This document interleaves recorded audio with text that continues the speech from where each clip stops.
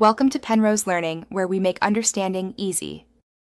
You begin by verifying the snap components and tool fit. This prevents crushed parts. Place the cap side up on the anvil so the visible top seats flush. That orientation gives correct crown height. Once aligned, push the fabric over the post and bring the socket down onto the post gently. You want contact before applying force.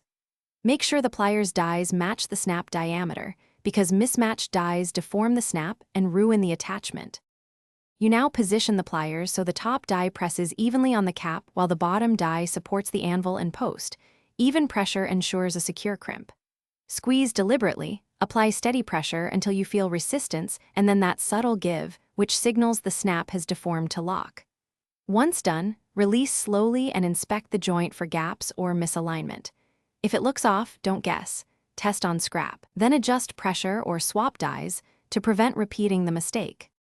You finish by cleaning the area and testing the snap through several open and close cycles to confirm retention and alignment. If the snap feels loose, make sure the dies are seated and recrimp with a slightly firmer squeeze. Small adjustments often fix retention.